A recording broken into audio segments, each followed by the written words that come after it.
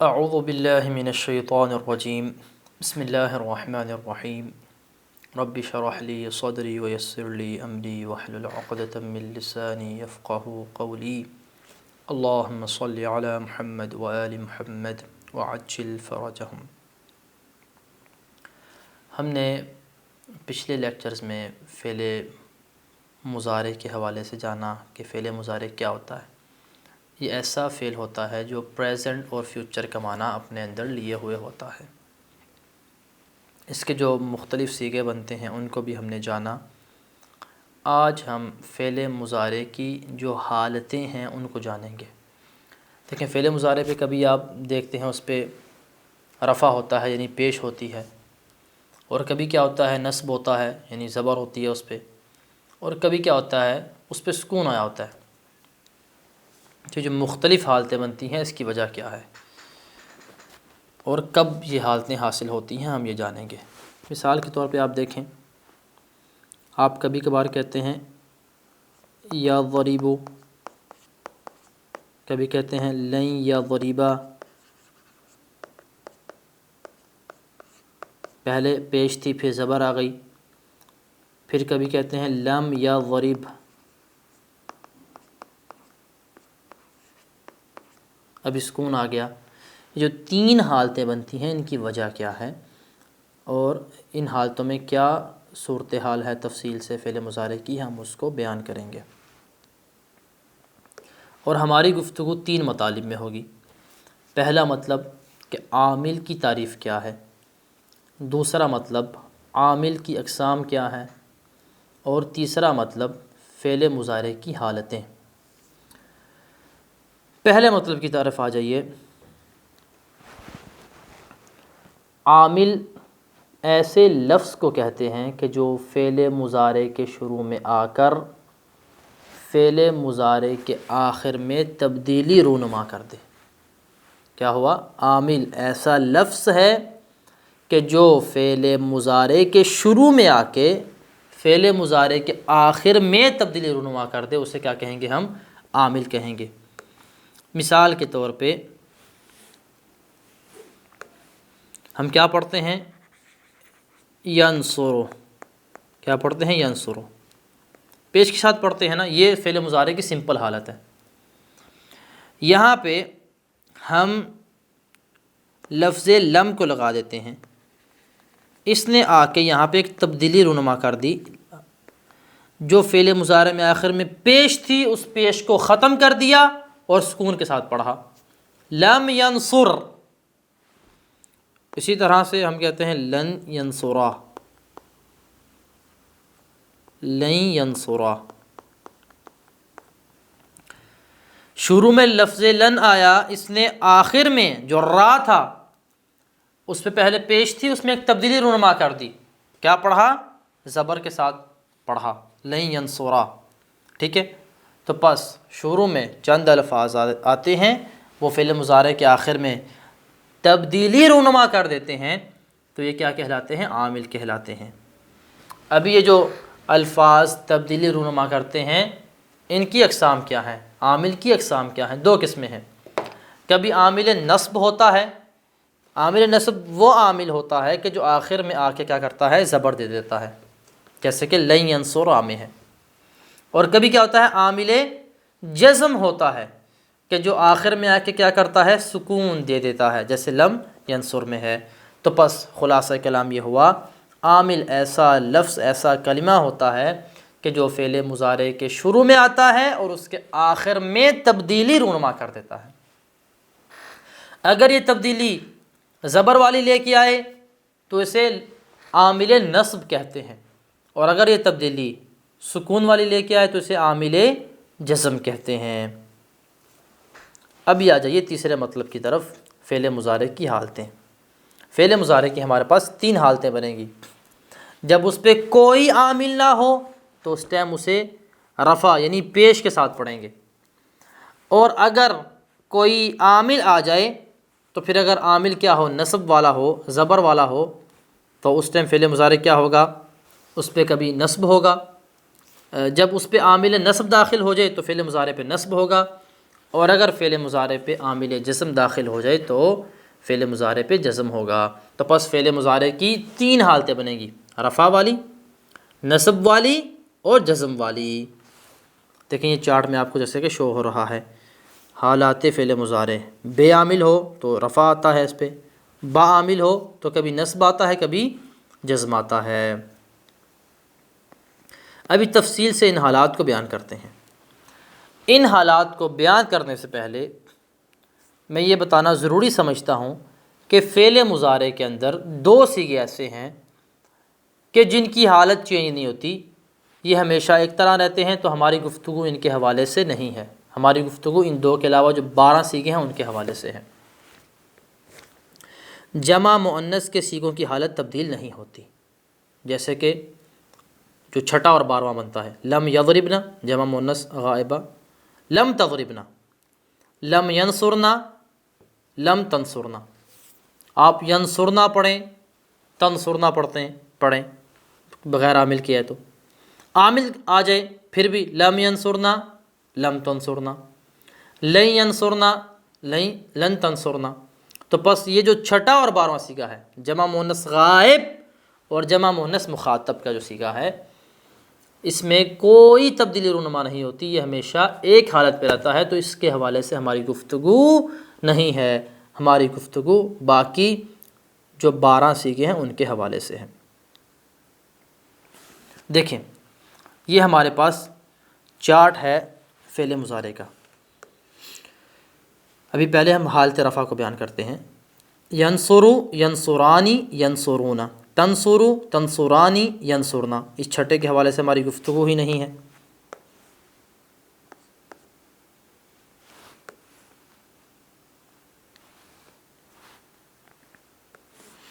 تنصرو، تنصرانی، تنصرونا، تنصرینا، تنصرانی، تنصرنا، اس 12ویں کے حوالے سے بھی ہماری گفتگو نہیں ہے۔ انصر اور ننصر، دیکھیے یہاں پہ ہمارے پاس جن صیغوں کے ساتھ نون نہیں ہے وہ کون کون سے ہیں؟ ینصرو ہے، تنصرو ہے، یہ والا تنصرو ہے، یہ انصرو ہے اور ننصرو ہے۔ جن صیغوں کے ساتھ نون نہیں ہے یہ حالت رفع میں کیسے پڑھیں گے؟ پیش کے ساتھ پڑھیں گے۔ آپ ان کو کیسے پڑھیں گے؟ پیش کے ساتھ، ینصو رو، تنصو رو، سیم، انصو رو، ننصو رو، پیش کے ساتھ آپ پڑھیں گے، ٹھیک ہے۔ اور ان کے علاوہ جو صیغے ہیں یعنی ینصرو، تنصرو، انصرو، ننصرو، یعنی یہ وہ صیغے ہیں کہ جہاں پہ ضمیر کیا ہے؟ چھپی ہوئی ہے، یہاں جہاں پہ ضمیر کیا ہے؟ چھپی ہوئی ہے۔ ان کے علاوہ جو صیغے ہیں کہ جہاں پہ ضمیر ظاہر ہوگی وہاں پہ آپ رفع کیسے پڑھیں گے؟ نون کے ساتھ پڑھیں گے۔ ینصرانی، ینصرونا، تنصرانی، تنصرانی، تنصرونا، تنصرینا، تنصرانی، ٹھیک ہے۔ تو پس جن صیغوں میں پروناؤن نظر آ رہی ہیں ان میں ہم کیسے پڑھیں گے؟ ان میں ہم نون کے ساتھ رفع پڑھیں گے۔ ینصرانی، یہاں پہ نون کیا ہے؟ ہم نے پہلے بھی بتایا یہ عوض رفع ہے، جو ینصرو کے اندر پیش ہے اس کے بدلے میں ہے، ینصرونا، ٹھیک ہے۔ تو پس حالت رفع کا خلاصہ یہ ہوا، یہاں پہ جو آپ کے پاس جو جمع مؤنث کے صیغے ہیں ینصرنا اور تنصرنا، اس کے بارے میں آپ نے گفتگو ہی نہیں کرنی۔ اس کے علاوہ جن صیغوں میں ضمیر کیا ہے؟ پوشیدہ ہے، ہمارے پاس وہ ینصرو ہے، تنصرو ہے اور انصر و ننصر، یہاں پہ آپ نے کیسے پڑھنا ہے؟ رفع کیسے پڑھنا ہے؟ پیش کے ساتھ پڑھنا ہے۔ اس کے علاوہ باقی جتنے صیغے ہیں وہاں پہ آپ نے رفع نون کے ساتھ پڑھنا ہے، ینصرانی، ینصرونا، تنصرانی، تنصرانی، تنصرونا، تنصرینا، تنصرانی، ٹھیک ہے۔ یہ بات ہمارے لیے کیا ہوگی؟ واضح ہو گئی۔ یہ جو باقی صیغے ہیں جو نون کے ساتھ پڑھے جاتے ہیں ان کو ہم صیغہ ہائے خمسہ پڑھتے ہیں۔ کیا پڑھتے ہیں؟ افعال خمسہ کہتے ہیں ان کو۔ جو باقی صیغے نون سے پڑھے جاتے ہیں ان کا نام کیا ہے؟ افعال خمسہ، افعال خمسہ۔ اگر آپ سے پوچھے افعال خمسہ کون سے ہیں تو آپ کہیں گے ینصرانی،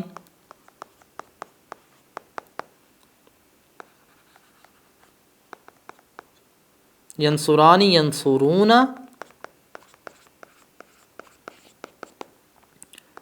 تنصرانی.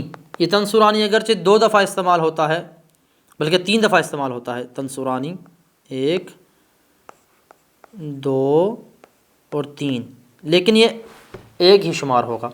تنصرانی، تنصرون اور تنصرین.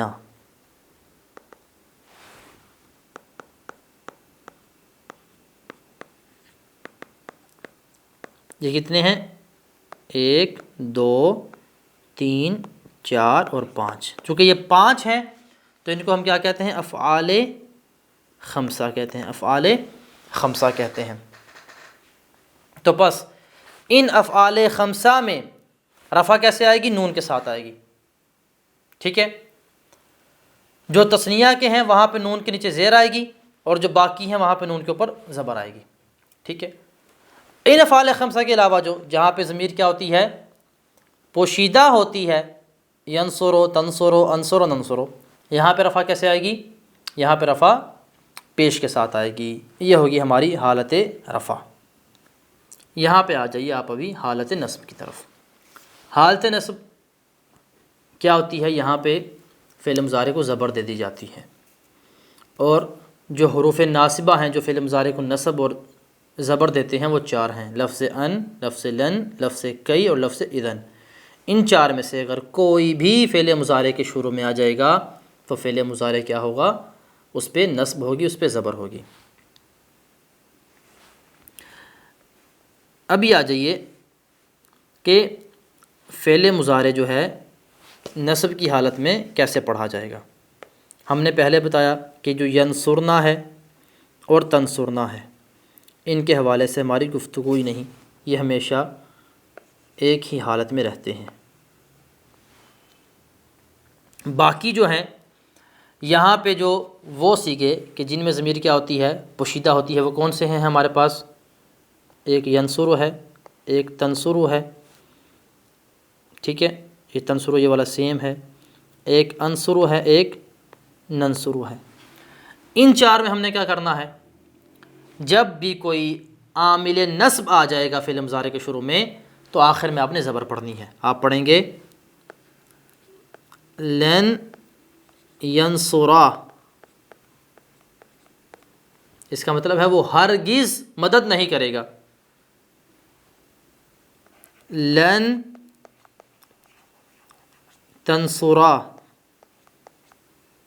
وہ ایک خاتون ہرگز مدد نہیں کرے گی، یا تم ایک مرد ہرگز مدد نہیں کرو گے. ٹھیک ہے، یہاں پہ دیکھیں آخر میں ہم را پہ زبر پڑھ رہے ہیں. لن انصرا، میں ہرگز مدد نہیں کروں گا. لن ننصرا، ہم ہرگز مدد نہیں کریں گے. اسی طرح اگر آپ شروع میں ان لگا دیں تو کیا پڑھیں گے؟ ان ینصرا، ان تنصرا، ان انصرا، ان ننصرا. ٹھیک ہے، تو ان صیغوں میں کیسے نصب آئے گی؟ ان صیغوں میں نصب آئے گی آخر میں زبر لگا کے.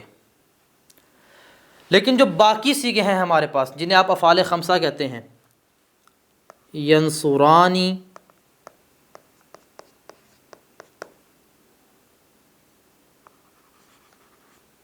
ینصرون،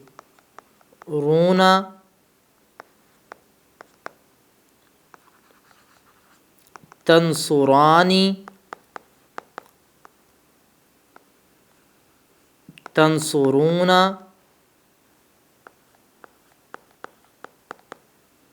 اور تنصرین. یہ والے صیغے کہ جہاں پہ پروناؤن کیا ہے؟ نظر آ رہی ہے، پروناؤن کیا ہے؟ بارز ہے، اور یہ افعال خمسہ کہلاتے ہیں. یہاں پہ نصب کیسے آئے گی؟ کہتے ہیں کہ یہاں پہ نصب ہم کیسے لگائیں گے؟ یہاں پہ نصب ہم اس طرح لگائیں گے کہ یہاں پہ آپ نون اڑا دیں گے. یہ نون کس کے بدلے میں تھی؟ پیش کے بدلے میں تھی. ینصرو کے اندر پائی جانے والی پیش کے بدلے میں تھی. جب لفظ ان یا لفظ لن یا اذن یا کئی، جو 4 حرف ہم نے پڑھے ہیں، ان میں سے کسی ایک کے داخل ہونے سے ادھر جب پیش ختم ہو جائے گی تو یہ نون آٹومیٹیکلی ختم ہو جائے گا۔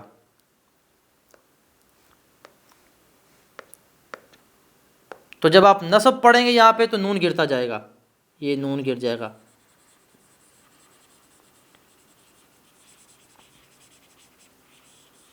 تو آپ کیسے پڑھیں گے؟ لن ینصرا، وہ 2 بندے ہرگز مدد نہیں کریں گے۔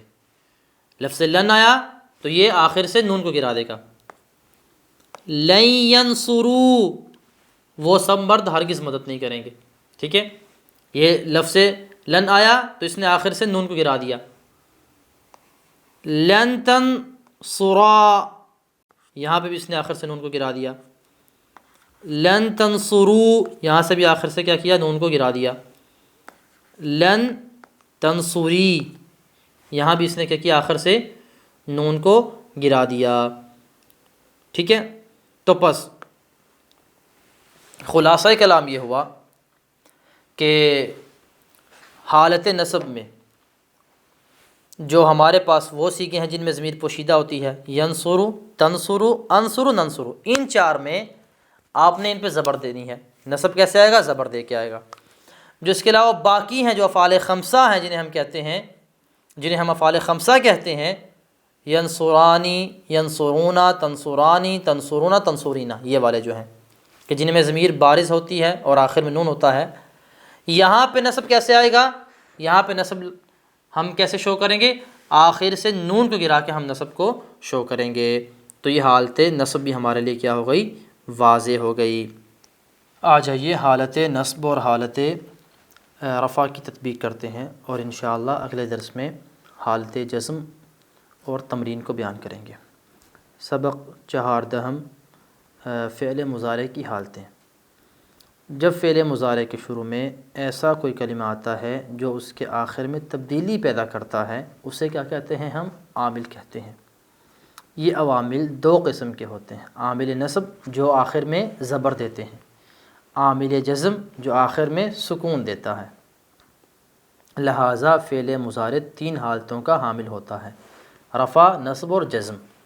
حالت اول، فعل مضارع بغیر کسی عامل نصب یا جزم کے، جب نہ ہی عامل نصب ہو نہ ہی عامل جزم ہو تو فعل مضارع کی حالت کیا ہوتی ہے؟ رفع والی ہوتی ہے۔ جب فعل مضارع پر کوئی عامل نصب یا جزم اثر انداز نہ ہو تو اس کے آخر میں حرکت درج ذیل ہوتی ہے، یعنی کیا؟ وہ رفع ہوتا ہے، اور وہ رفع چند سیغوں میں ضمہ کے ذریعے شو ہوتا ہے اور چند سیغوں میں نون کے ذریعے شو ہوتا ہے۔ مفرد سیغوں میں، یعنی جن میں ضمیر بارز نہیں ہوتی، کہ آخر میں ضمہ ہوتا ہے، جیسے انصرو، ینصرو، تنصرو، ننصرو، یہاں پہ رفع کیسے شو ہو رہا ہے؟ ضمہ کے ذریعے شو ہو رہا ہے، پیش کے ذریعے شو ہو رہا ہے۔ لیکن 5 سیغوں میں، جنہیں افعال خمسہ کہتے ہیں ہم، آخر کی حرکت ضمہ کی بجائے نون آتی ہے، یعنی یہاں پہ رفع کیسے شو ہوتا ہے؟ نون کے ذریعے شو ہوتا ہے، جسے نون عوض رفع کہا جاتا ہے، جیسے ینصرانی، تنصرانی، ینصرونا، تنصرونا، تنصرینا۔ تو ان 5 سیغوں میں کیا ہوگا؟ آپ نے یہ یاد کرنے والی چیز ہے، جو اوپر والے ہیں جن میں ضمیر مستتر ہوتی ہے، انصر، ینصر، تنصر، ننصر، یہاں پہ رفع کیسے آئے گا؟ پیش لگا کے۔ باقی جو افعال خمسہ ہیں، ینصرانی، تنصرانی، ینصرونا، تنصرونا، تنصرینا، یہاں پہ رفع کیسے شو ہوگا؟ پیش کے ذریعے شو نہیں ہوگا، کیسے شو ہوگا؟ نون کے ذریعے شو ہوگا۔